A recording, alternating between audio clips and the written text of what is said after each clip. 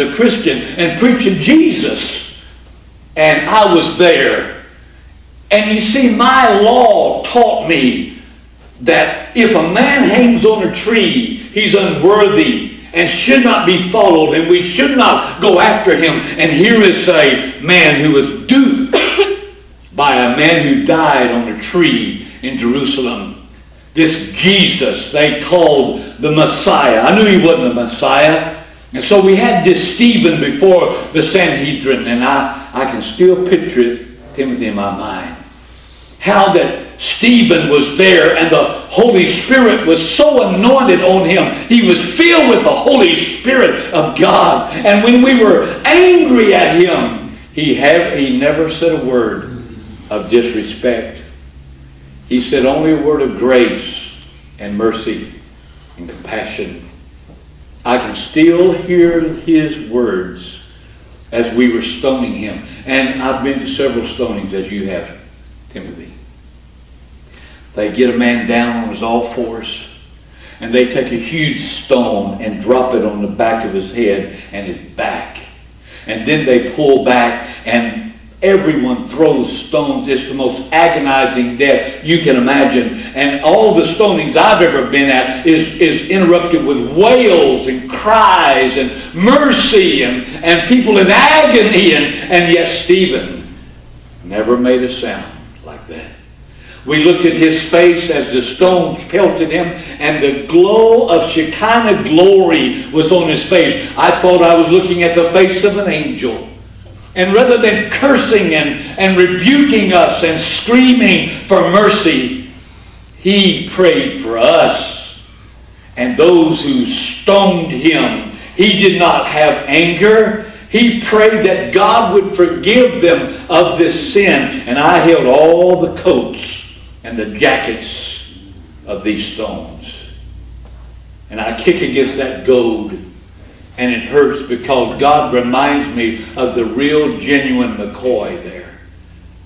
I think of the goads of the men and women I'd already tortured, and I'd already killed and put in prison, and I'd already destroyed. Every one of them had faith. They were courageous. Every one of the followers of Jesus were faithful.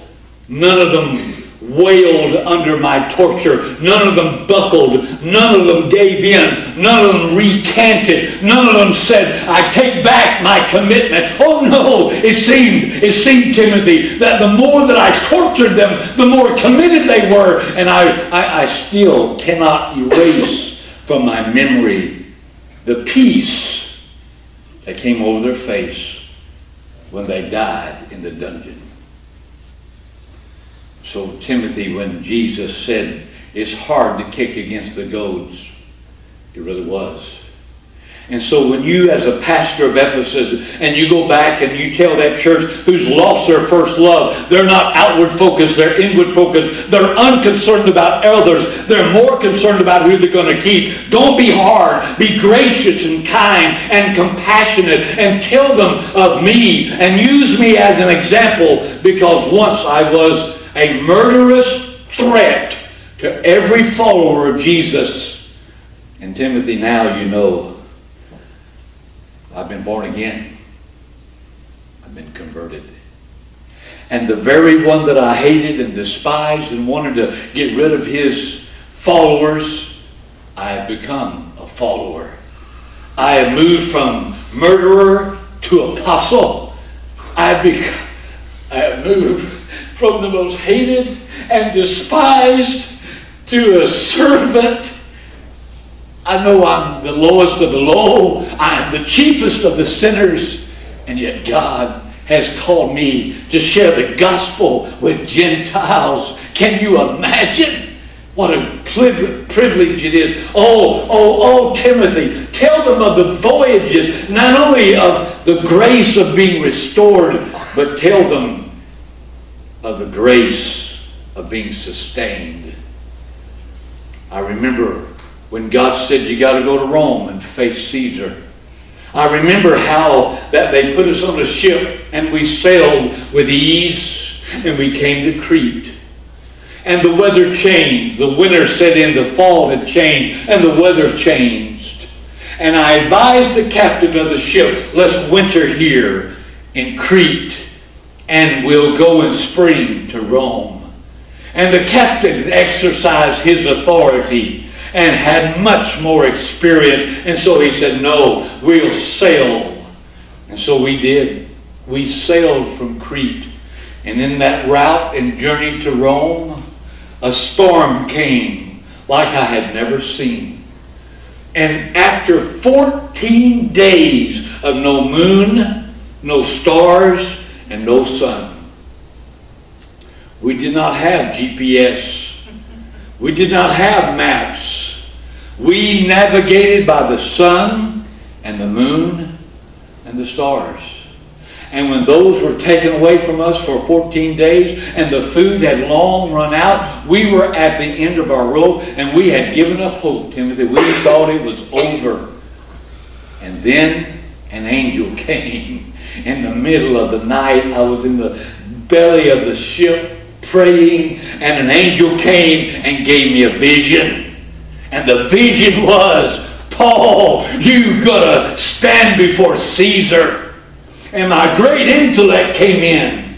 I can't do that if I die in the sea. And so I was greatly encouraged. And I knew that this was a vision not only for me, but for the whole ship.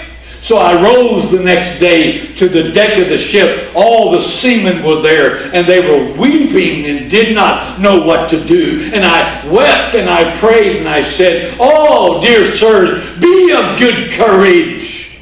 For this night an angel came and spoke to me. And I believe God will do exactly as he said. I will speak to Caesar.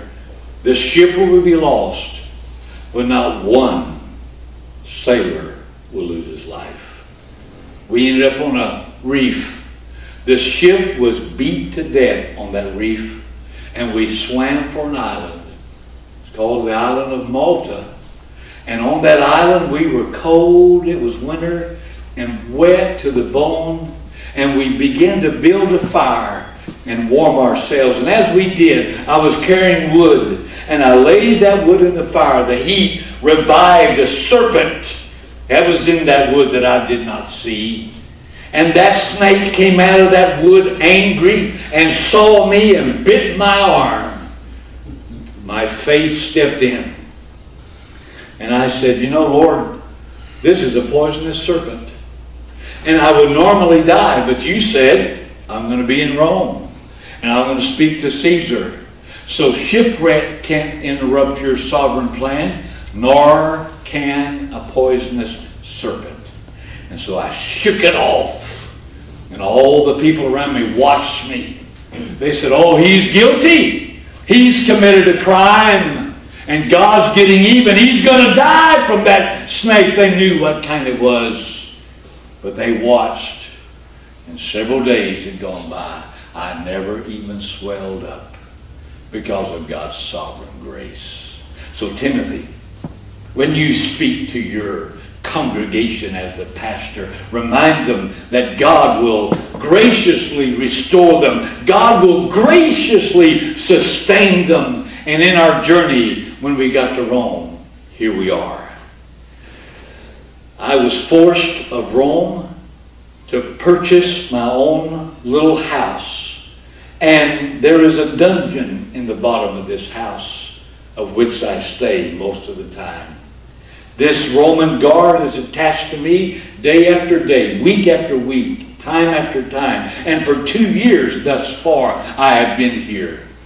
And I tell you, Timothy, the Lord has buoyed me, and what you would have thought, man would have thought, would completely have stifled the gospel. Just the opposite has taken place. There is a steady stream of fellow servants, pastors, and leaders who come, and all day long in my little dungeon here, my little prison, I preach the gospel, and they hear, and they receive it.